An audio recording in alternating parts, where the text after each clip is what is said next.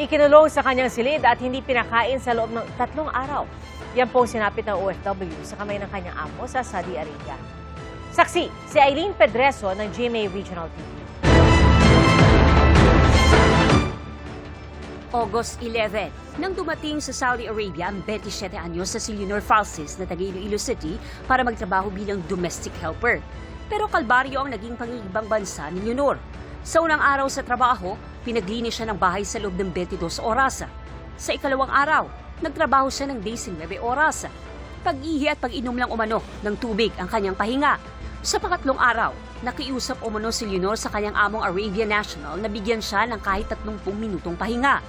Ngunit nagalit ang amo at ikinulong siya sa kanyang silid at hindi pinakain sa loob ng 3 araw. Nagkadto sa gwa para mantani sa amon bala nga future man sa amon nga pamilya. Igaling amon ang naguma niya sir. Siyempre sa akon bilang bana sir kalain man sir.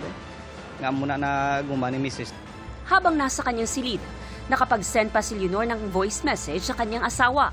Nakiusap si Leonor sa kanyang amo na ibalik na lang siya sa kanyang agency. Pinasakay umano si Leonor ng kanyang amo sa isang sasakyan patungong Jeddah.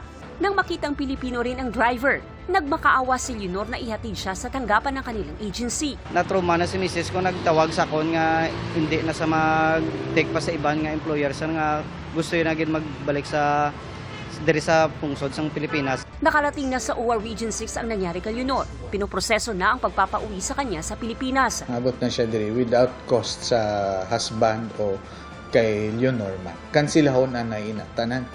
Ang visa, ang working visa niya, ang kontrata with her employer, kansilahon ina bago siya maisyuan sang exit. So once magwa na ang exit, booking na lang na sang ticket.